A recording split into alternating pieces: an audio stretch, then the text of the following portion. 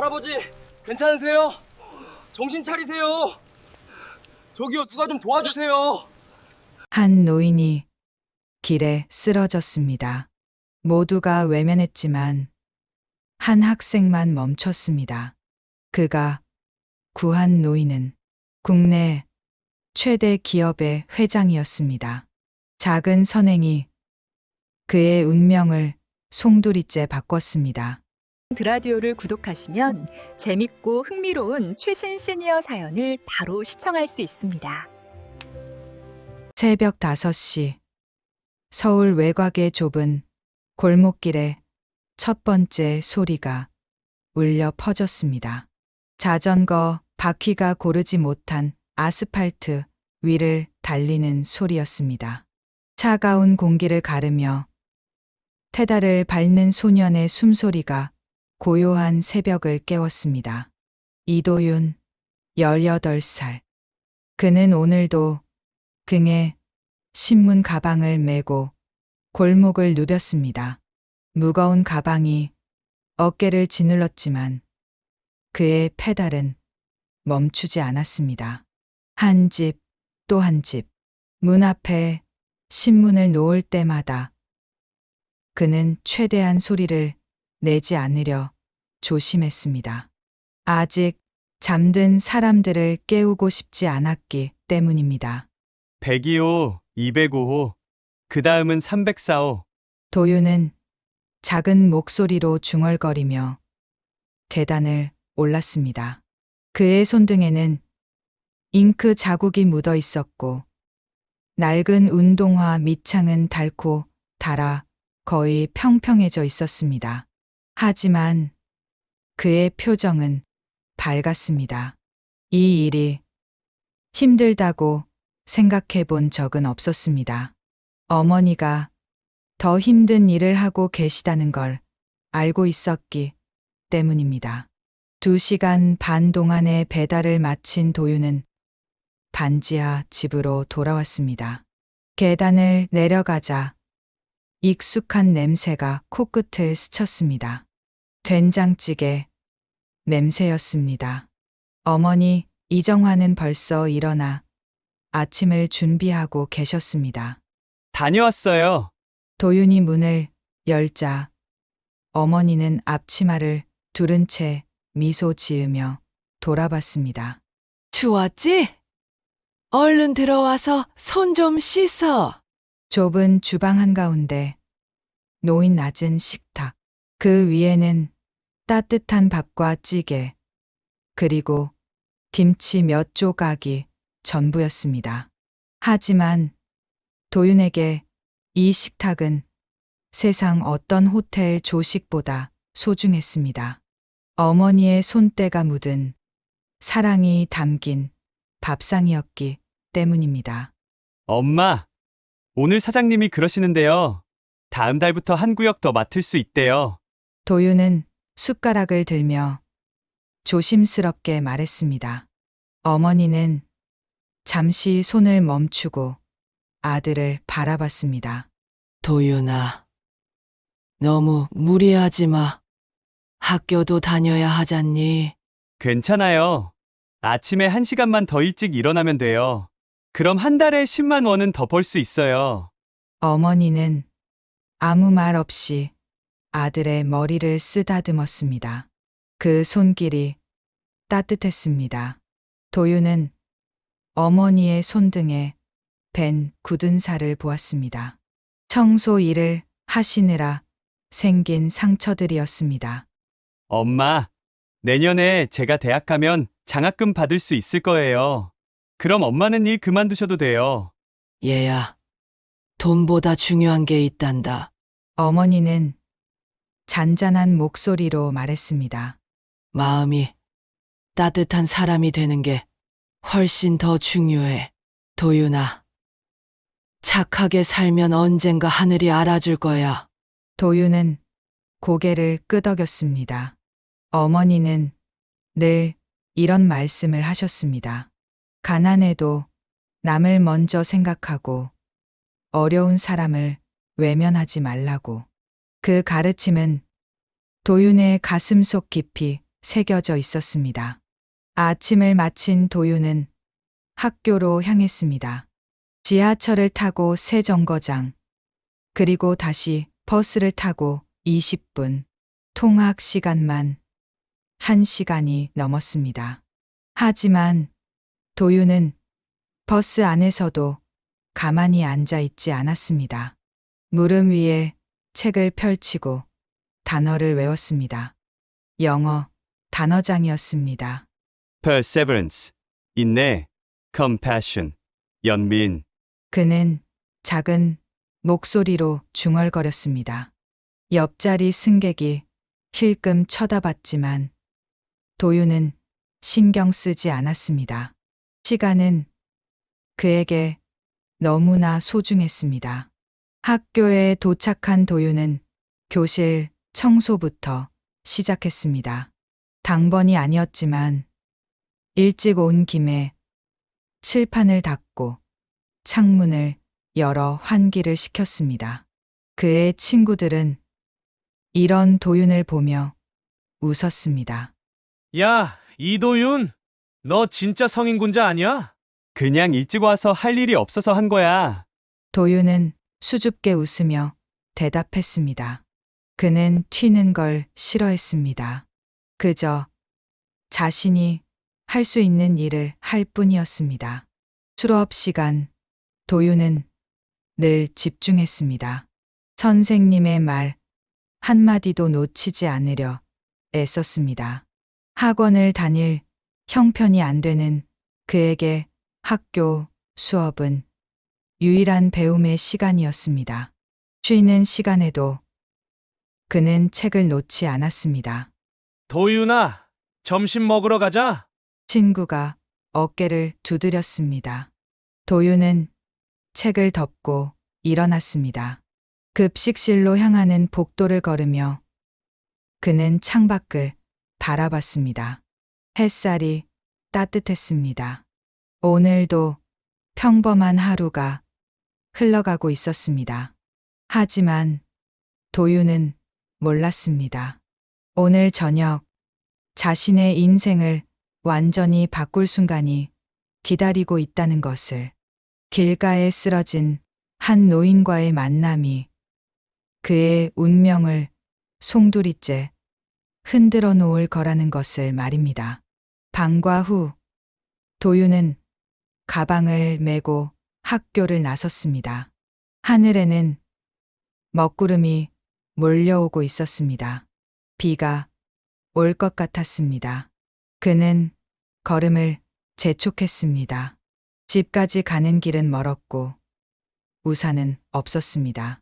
골목길을 걷던 도윤은 문득 발걸음을 멈췄습니다. 저 앞 인도 한쪽에 누군가 쓰러져 있었습니다. 사람들이 지나가며 힐끔힐끔 쳐다봤지만 아무도 멈추지 않았습니다. 도윤의 심장이 빠르게 뛰기 시작했습니다. 도윤은 고민하지 않고 쓰러진 사람에게로 달려갔습니다. 노인이었습니다. 창백한 얼굴, 축 늘어진 팔, 숨을 제대로 쉬고 있는지조차 불확실했습니다. 도윤은 무릎을 꿇었습니다. 그리고 떨리는 손으로 노인의 어깨를 가볍게 흔들었습니다. 어르신, 괜찮으세요? 대답이 없었습니다. 하늘에서 빗방울이 떨어지기 시작했습니다. 빗방울이 점점 굵어졌습니다. 도윤의 교복이 젖어들기 시작했지만 그는 노인에게서 눈을 떼지 못했습니다. 노인의 입술은 파랗게 질려 있었고 호흡은 미약했습니다. 도윤은 주머니에서 휴대폰을 꺼내 119에 전화를 걸었습니다. 여보세요? 사람이 쓰러져 있어요. 빨리 와주세요.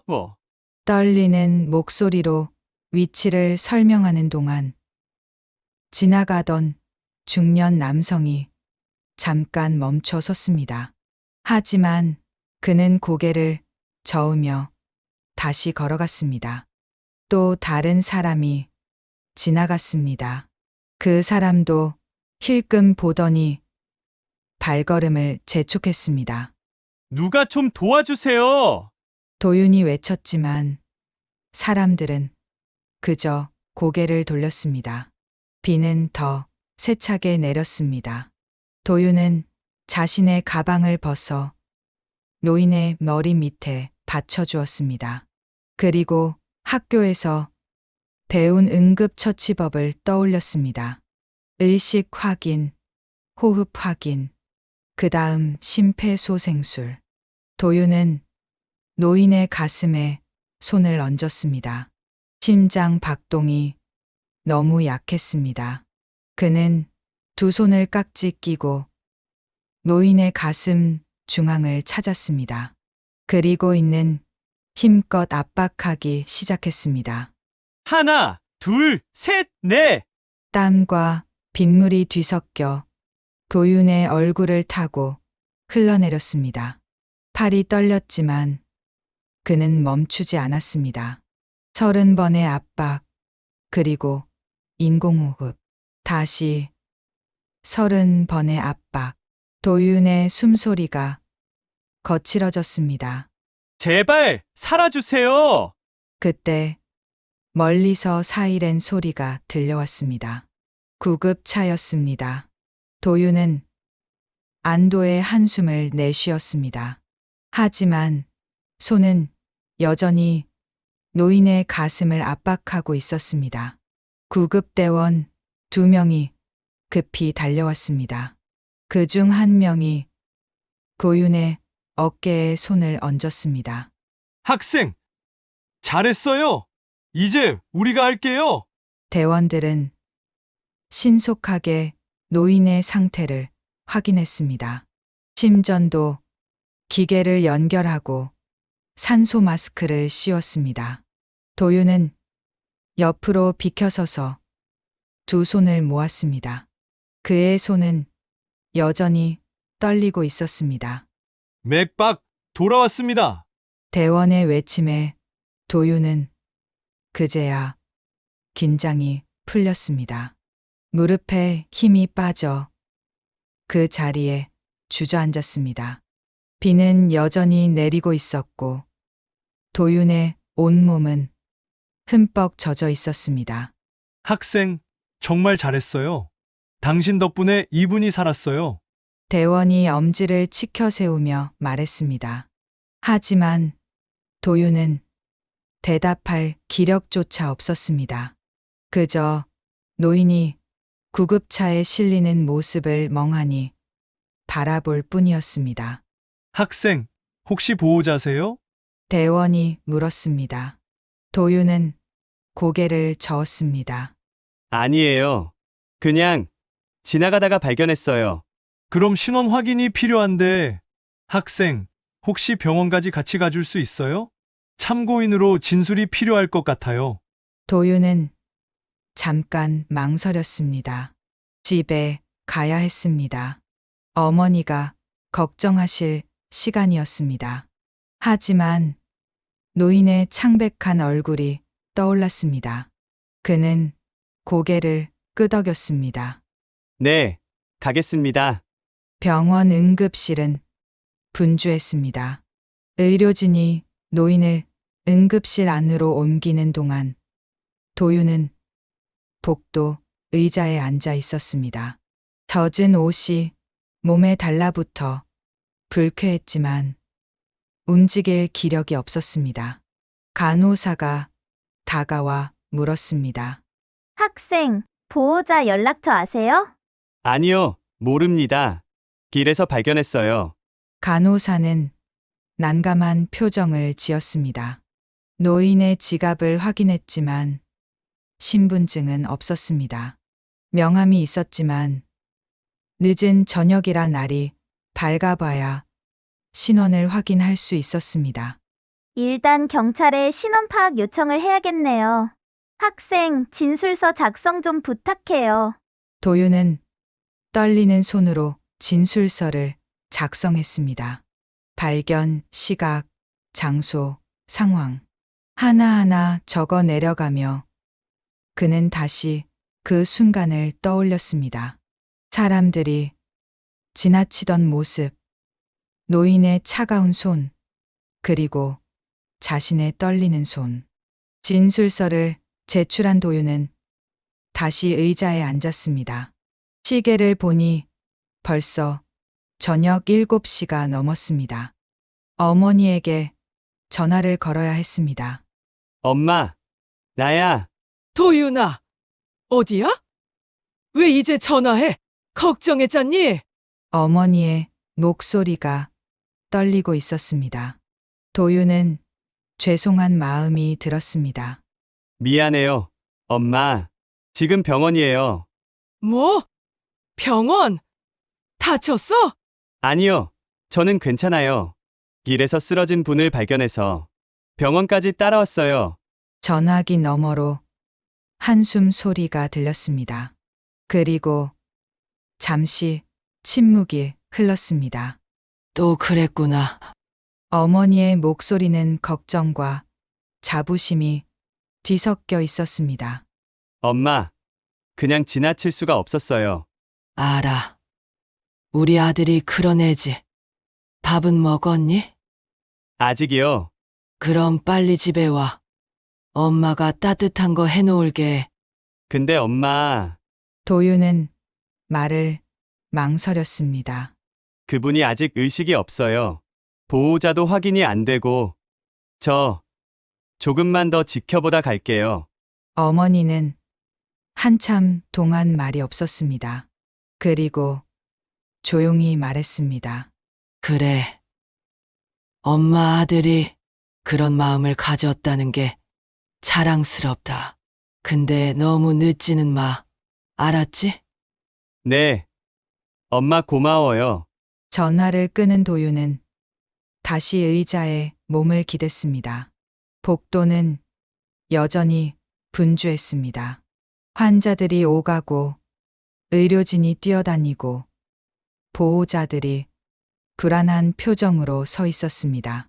1시간이 지나고 2시간이 지났습니다. 도윤은 졸음과 싸우며 의자에 앉아 있었습니다. 그때 의사가 나왔습니다. 보호자분 계세요? 도윤이 일어났습니다.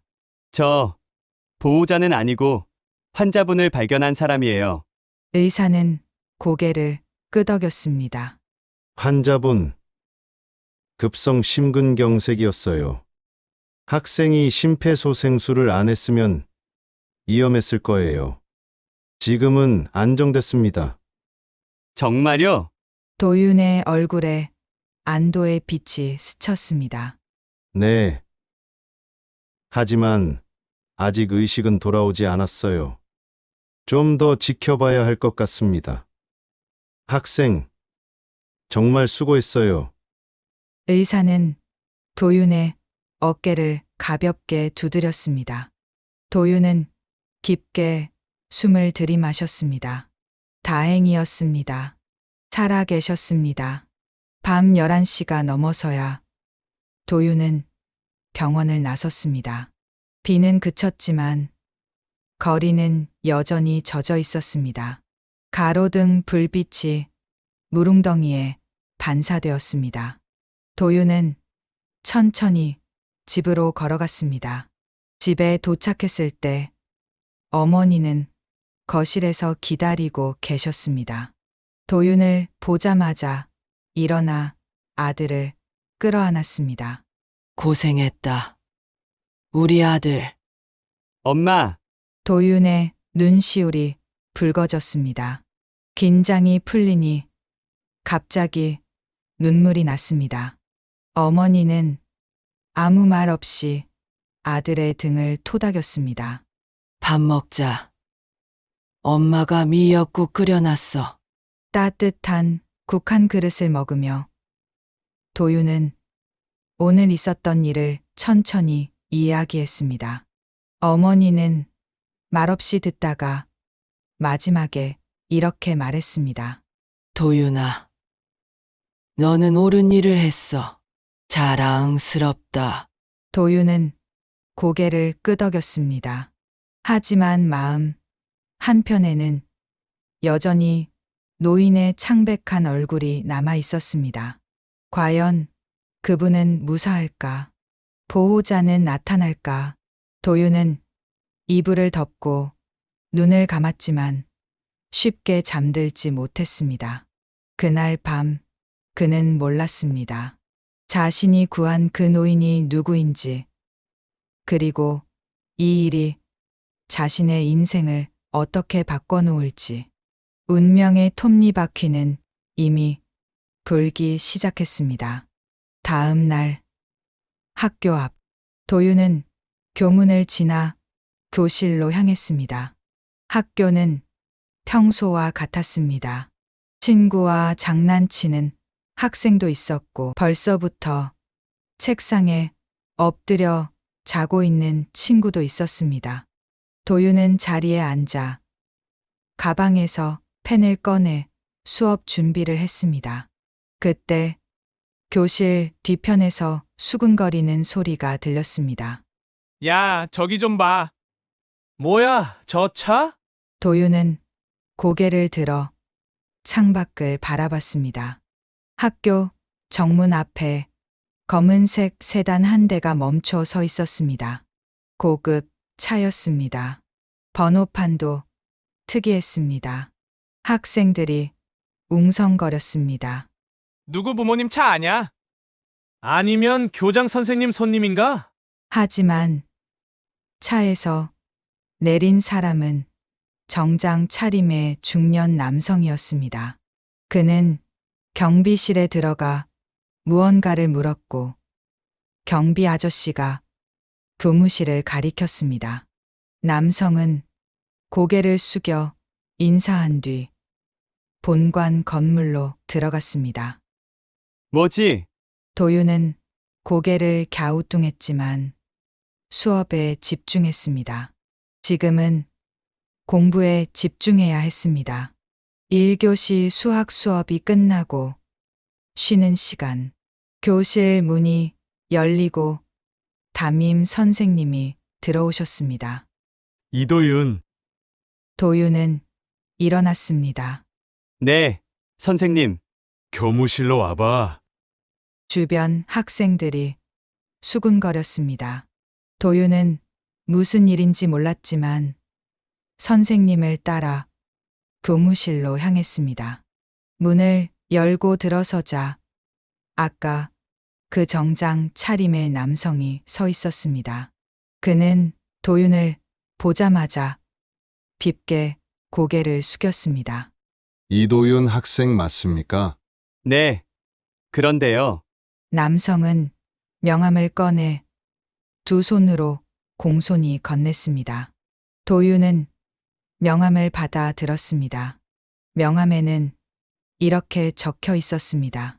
제일식품 회장 비서실장 김태준. 도윤은 눈을 깜빡였습니다. 제일식품, 국내 최대 식품 기업 중 하나였습니다. 라면, 과자, 음료수를 만드는 회사. 슈퍼마켓에 가면 어디서나 볼 수 있는 브랜드였습니다. 무슨 일이세요? 도윤의 목소리가 떨렸습니다. 비서실장은 차분한 목소리로 말했습니다. 학생께서 이틀 전 길에서 쓰러진 노인을 구해 주셨지요? 네. 그렇습니다만, 그분이 저희 회장님이십니다. 순간 교무실이 조용해졌습니다. 도윤은 입을 다물지 못했습니다. 담임 선생님도 놀란 표정으로 비서실장을 바라봤습니다. 제일식품 회장님이요? 네, 박재원 회장님께서 그날 심근경색으로 쓰러지셨는데 학생께서 심폐소생술로 응급 처치를 해주셨습니다. 그날 학생의 신속한 대처가 없었다면 회장님은 위험했을 거라고 합니다. 비서실장의 목소리는 진지했습니다. 도윤은 아직도 믿기지 않았습니다. 자신이 구한 그 노인이 제1식품 회장이라니. 회장님께서 깨어나신 후 가장 먼저 학생을 찾으셨습니다. 꼭 만나 뵙고 싶다고 하셨습니다. 지금 의식이 돌아오셨어요? 도윤의 목소리가 밝아졌습니다. 비서실장은 미소 지으며 고개를 끄덕였습니다. 네, 다행히 다음 날 아침 깨어나셨습니다. 학생 덕분입니다. 도윤은 안도의 한숨을 내쉬었습니다. 다행이었습니다. 정말 다행이었습니다. 학생, 오늘 시간이 되시면 병원으로 함께 가주실 수 있겠습니까? 회장님께서 직접 감사 인사를 드리고 싶어 하십니다.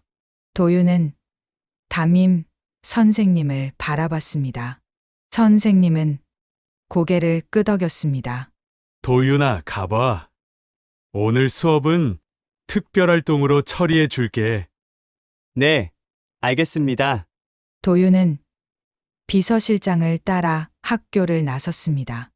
검은 세단에 탔을 때 그는 여전히 꿈을 꾸는 것 같았습니다. 창밖 풍경이 빠르게 지나갔습니다. 비서실장은 차 안에서 조용히 말했습니다.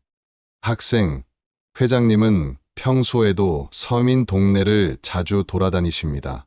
그날도 전통시장을 돌아보시다가 갑자기 쓰러지신 겁니다. 주변에 사람이 많았지만 아무도 도와주지 않았습니다. 학생만 빼고요. 도윤은 아무 말도 하지 못했습니다. 그저 창밖을 바라보며 그날을 떠올렸습니다.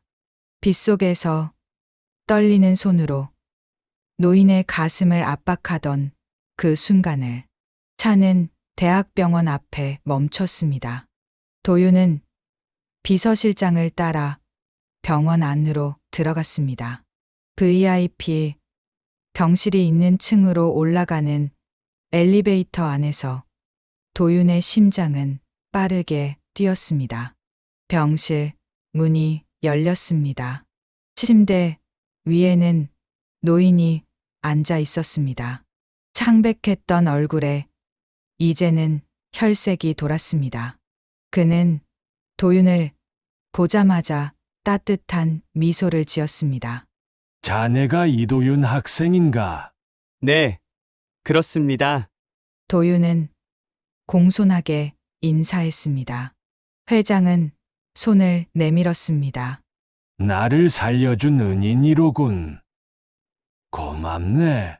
도윤은 조심스럽게 회장의 손을 잡았습니다. 그 손은 따뜻했습니다. 당연한 일을 했을 뿐입니다. 당연한 일. 회장은 잠시 침묵했습니다. 그리고 천천히 말을 이었습니다. 자네 같은 젊은이가 아직 있다는 게 참 다행이네.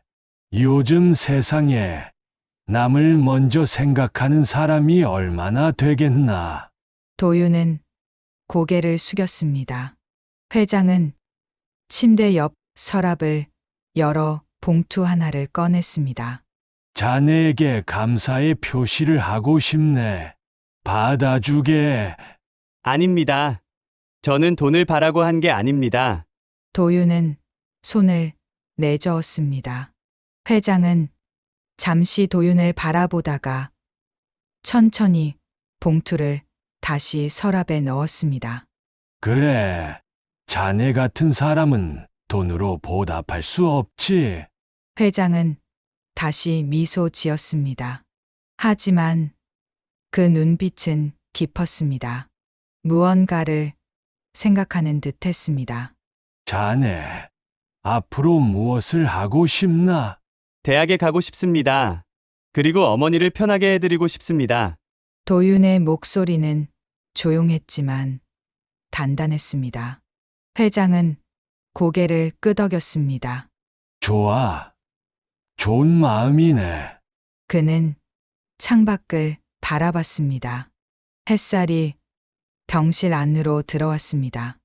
회장은 오랜 침묵 끝에 다시 도윤을 바라보며 말했습니다. 이도윤 학생, 나는 자네를 잊지 않겠네. 그 말에는 무언가 더 깊은 의미가 담겨 있는 것 같았습니다. 도윤은 그 의미를 아직 알지 못했습니다. 하지만 회장의 눈빛은 진지했고 따뜻했습니다. 병실을 나서며 도윤은 복도에서 한 번 더 뒤를 돌아봤습니다. 회장은 여전히 창밖을 바라보고 있었습니다. 그 뒷모습은 외로워 보였습니다. 일주일이 지났습니다. 도윤은 다시 일상으로 돌아갔습니다. 새벽 신문 배달, 학교 수업, 그리고 저녁에는 어머니와 함께하는 식사. 모든 게 예전과 같았습니다. 하지만 마음 한편에는 회장의 말이 남아 있었습니다. 나는 자네를 잊지 않겠네. 그 말이 무슨 뜻이었을까? 도윤은 가끔 궁금했지만 깊이 생각하지 않았습니다. 중요한 건 그분이 회복하셨다는 사실이었습니다. 어느 토요일 오후, 도윤은 집에서 쉬고 있었습니다. 어머니는 시장에 가셨고, 도윤은 교과서를 펼쳐놓고 공부하고 있었습니다. 그때 문 밖에서 노크 소리가 들렸습니다. 도윤은 문을 열었습니다. 밖에는 익숙한 얼굴이 서 있었습니다. 비서실장 김태준이었습니다. 학생, 안녕하십니까? 아, 안녕하세요. 무슨 일이세요? 비서실장은 공손하게 인사한 뒤 말했습니다. 회장님께서 학생을 다시 뵙고 싶어 하십니다. 지금 시간이 되시면 함께 가주실 수 있겠습니까? 도윤은 잠시 망설였습니다. 어머니께 말씀드려야 했습니다. 하지만 비서실장의 표정이 진지해 보였습니다. 잠깐만 기다려주세요. 어머니께 전화드릴게요.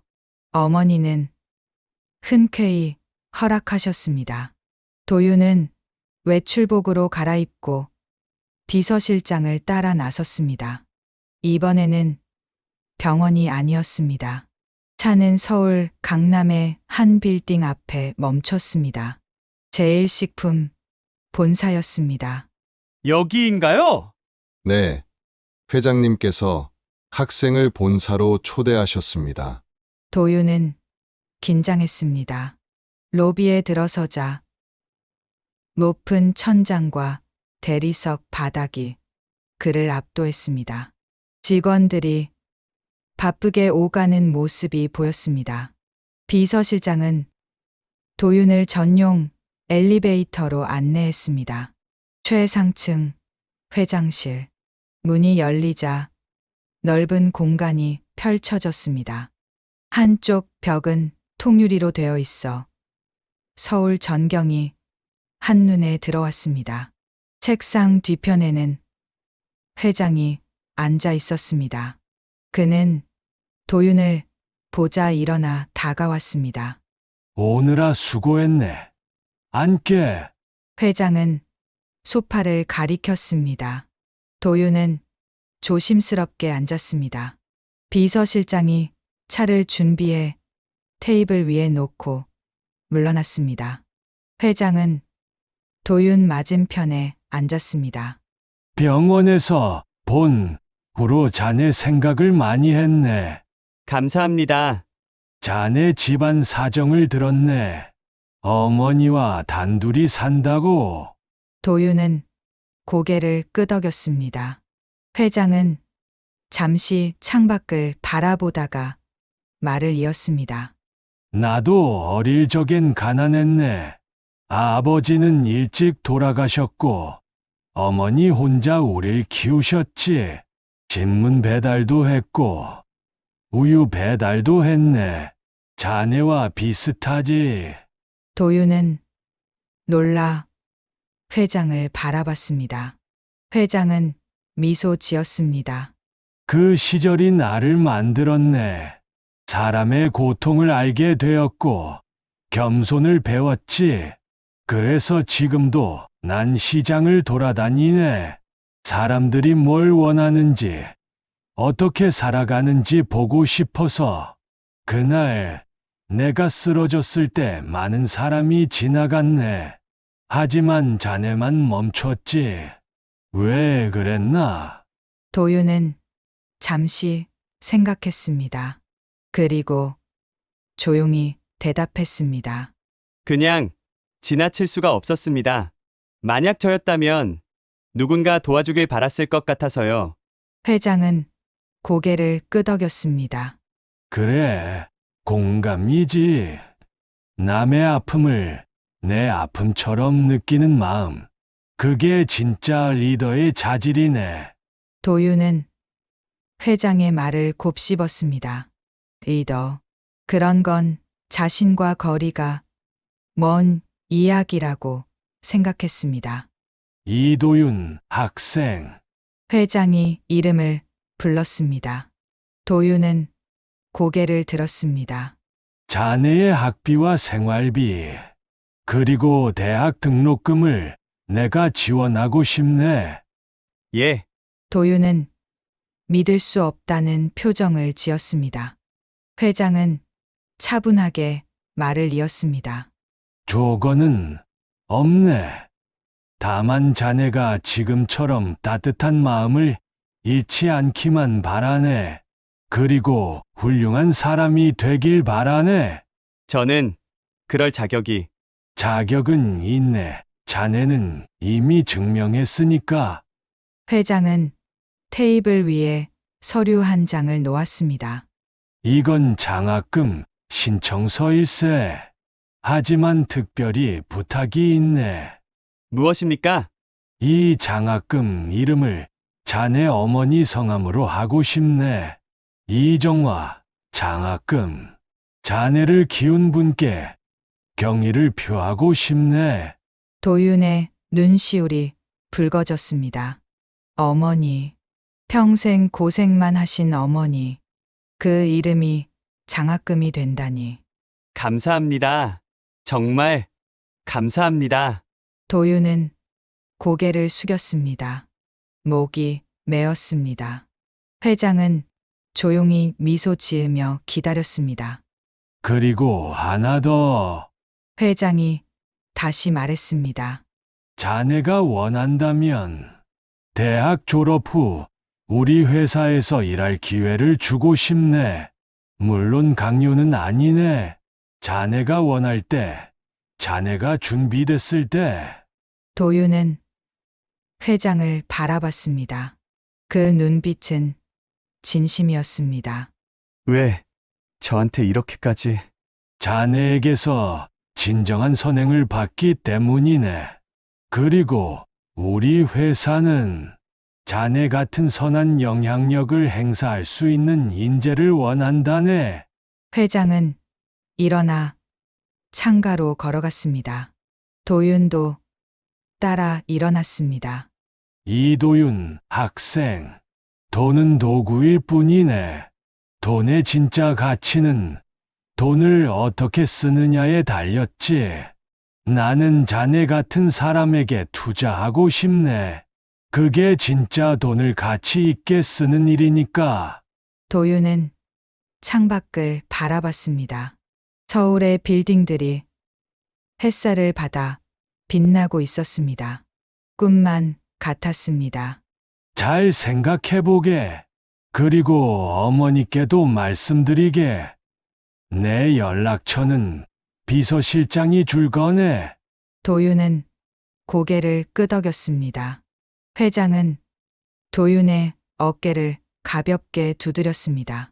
자네는 좋은 사람이 될 거네. 난 확신하네. 집으로 돌아오는 길, 도윤은 멍한 상태였습니다. 손에는 서류 봉투가 들려 있었고, 주머니에는 비서실장의 명함이 있었습니다. 모든 게 현실 같지 않았습니다. 집 앞에 도착했을 때 어머니가 마중 나와 계셨습니다. 잘 다녀왔니? 네. 엄마, 도유는 어머니를 안았습니다. 어머니는 놀라며 아들의 등을 토닥였습니다. 왜 그래? 무슨 일 있었어? 엄마, 좋은 일이에요. 정말 좋은 일. 도유는 어머니를 집 안으로 모시고 차근차근 오늘 있었던 일을 설명했습니다. 장학금 이야기, 그리고 이정화 장학금이라는 이름.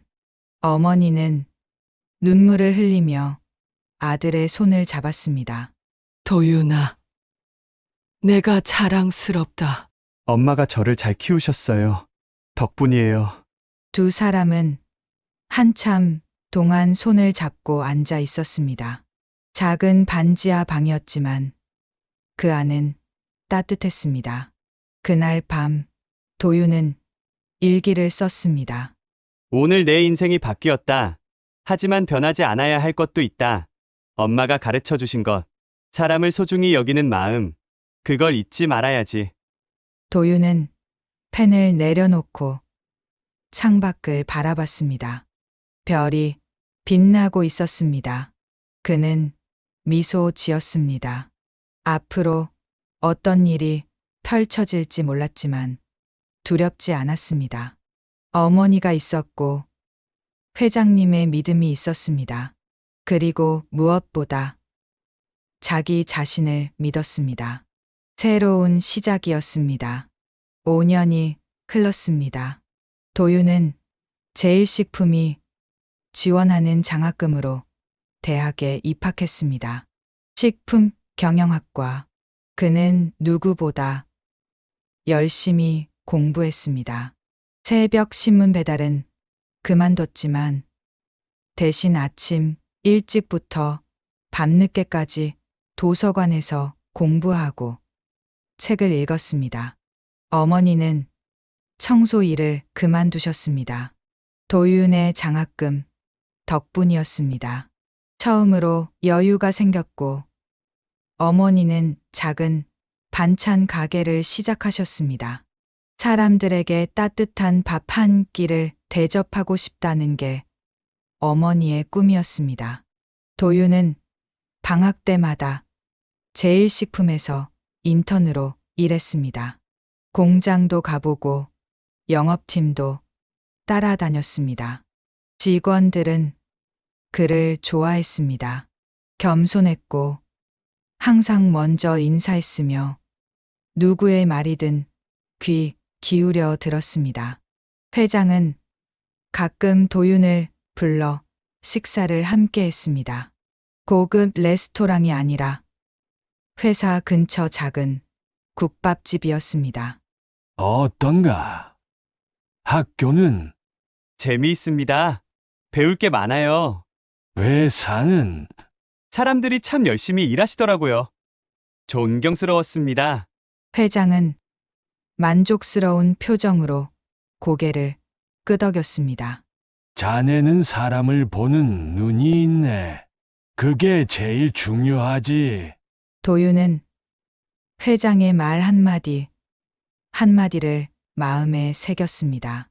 리더십, 경영 철학, 사람을 대하는 법. 회장은 도윤에게 단순한 후원자가 아니었습니다. 인생의 스승이었습니다. 대학 졸업을 앞둔 어느 날, 도윤은 회장실로 불려갔습니다. 오랜만에 찾은 그곳은 여전히 따뜻했습니다. 회장은 창가에 서서 도윤을 기다리고 있었습니다. 졸업을 축하하네. 감사합니다, 회장님. 앞으로 계획이 있나? 도윤은 잠시 망설였습니다. 그리고 솔직하게 대답했습니다. 제일식품에서 일하고 싶습니다. 회장님께 배운 것들을 실천하고 싶어요. 회장은 미소 지었습니다. 그럼 내일부터 출근하게. 정식 사원으로. 정말입니까? 그래. 하지만 특혜는 없네. 다른 신입사원들과 똑같이 시작하게 영업팀 배치일세. 네, 열심히 하겠습니다. 도윤은 깊게 고개를 숙였습니다. 회장은 도윤의 어깨를 두드렸습니다. 이도윤 사원, 앞으로 잘 부탁하네.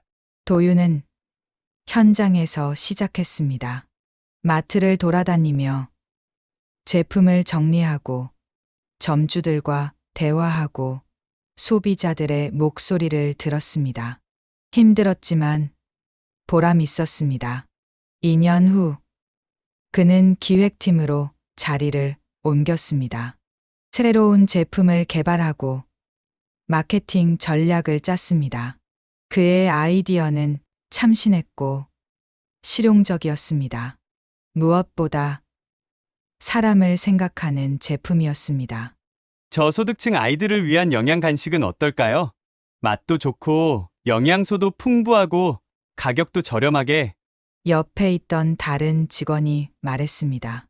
그럼 단가가 적어서 마진이 안 남을 겁니다. 도윤은 생각해 둔 게 있었습니다. 고소득층을 타겟으로 명품 과자를 만들어 이 제품에서 마진을 내려고 합니다. 도윤의 제안에 팀원들이 고개를 끄덕였습니다. 회장도 그 아이디어를 승인했습니다. 좋네. 돈보다 사람이 먼저지. 그 제품은 출시 후 큰 호응을 얻었습니다. 학부모들이 감사 편지를 보내왔고 언론도 주목했습니다. 그리고 상위층을 타겟으로 한 명품 과자가 큰 인기를 끌며 많은 마진을 남겼습니다. 도윤의 이름이 조금씩 알려지기 시작했습니다. 10년이 더 흘렀습니다. 도윤은 이제 상무였습니다. 젊은 나이에 빠른 승진이었지만 누구도 이 일을 제기하지 않았습니다. 그는 실력으로 증명했고 인품으로 존경받았습니다.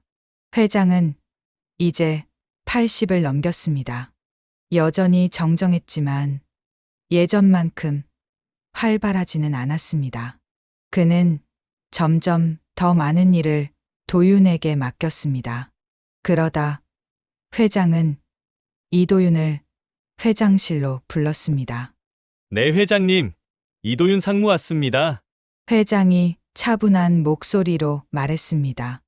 이도윤 상무, 자네가 이 회사를 이끌게.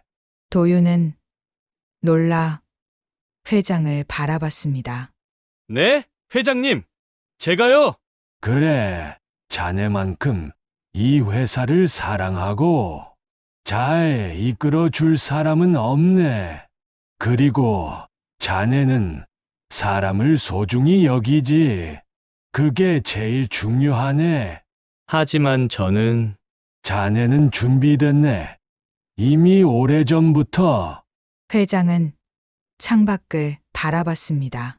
석양이 빌딩을 물들이고 있었습니다. 내게는 자식이 없었네. 하지만 자네를 만났지. 자네는 내 아들 같네. 아니, 그 이상이지. 도윤의 눈시울이 붉어졌습니다. 회장님, 저야말로 감사합니다. 제 인생을 바꿔주셨어요. 아니네. 자네가 스스로 바꾼 거네. 난 그저 기회를 준 것뿐이지.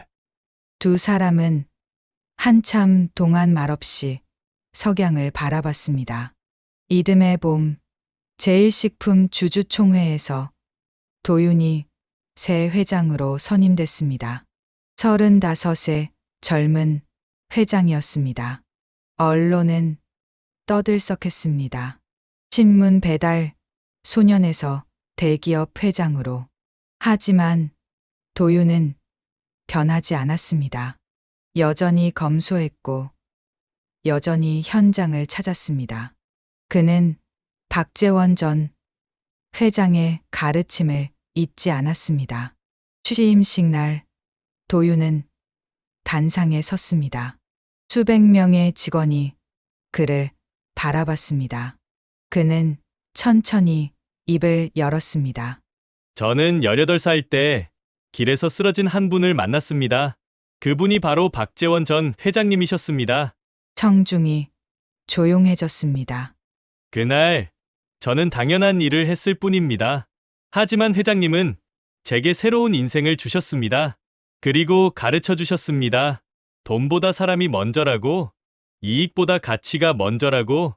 도윤은 잠시 숨을 고르고 말을 이었습니다.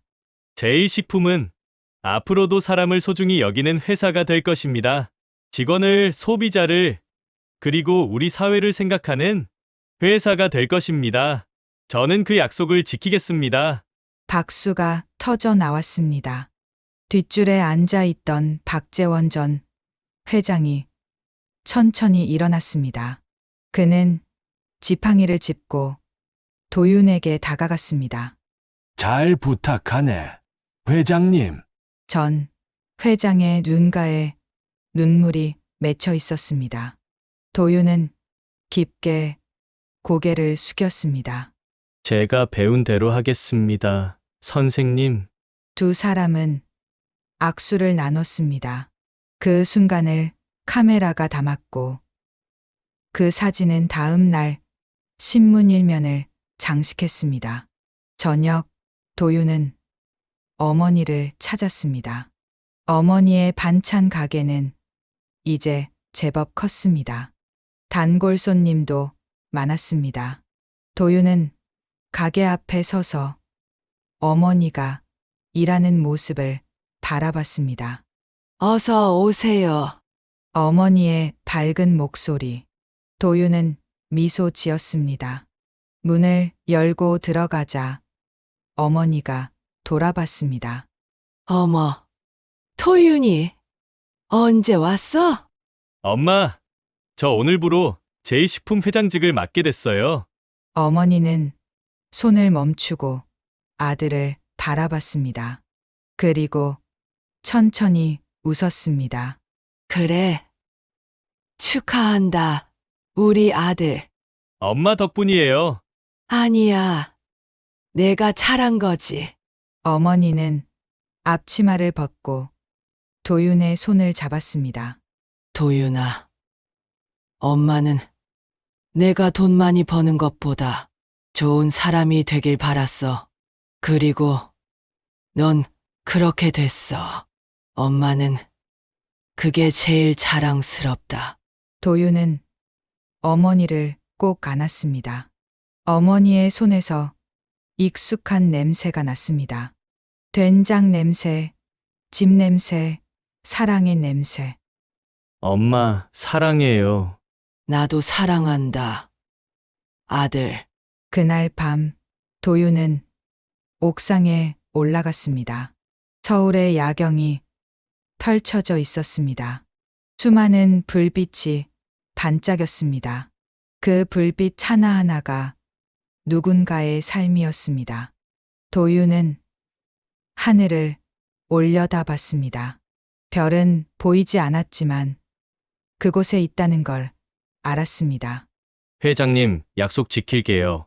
사람을 소중히 여기는 회사. 세상을 따뜻하게 만드는 회사. 제가 만들겠습니다. 바람이 불었습니다. 따뜻한 봄바람이었습니다. 도윤은 미소 지었습니다. 길에서 쓰러진 노인을 외면하지 않았던 그 선택. 그 작은 선택이 그의 인생을 바꿨습니다. 하지만 도윤은 알고 있었습니다. 진짜 중요한 건 그 후였습니다. 기회를 받았을 때 어떻게 사느냐. 그게 진짜였습니다. 우리가 누리는 건 남의 땀방울 덕분이다.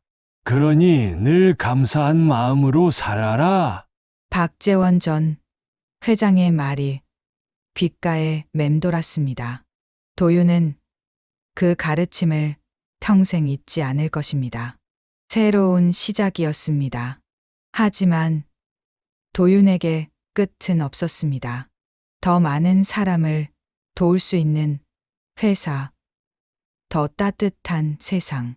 그게 그의 꿈이었습니다. 도윤은 다시 야경을 바라봤습니다. 그리고 조용히 중얼거렸습니다. 이제 시작이야. 10년 후 이정화 장학금은 전국 5천 명의 학생을 지원하는 프로그램으로 성장했습니다. 제1식품은 업계 1위 기업이 되었지만 여전히 사람을 먼저 생각하는 회사로 남았습니다. 도윤은 여전히 매주 한 번 시장을 돌아다녔습니다.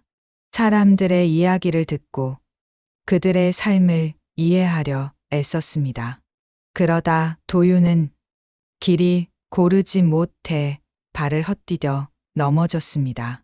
주변 사람들은 넘어진 도윤을 그냥 지나쳤지만 어느 청년이 다가와 무릎을 꿇고 부축해 주었습니다. 괜찮으세요? 도윤은 부축을 받고 일어섰습니다. 네, 괜찮습니다. 정말 감사합니다. 청년은 아무렇지 않게 대답했습니다. 아닙니다. 당연히 해야 될 일을 한 건데요. 도윤은 웃으며 청년에게 말했습니다. 언제 시간 되면 꼭 보답하고 싶습니다. 여기 명함입니다.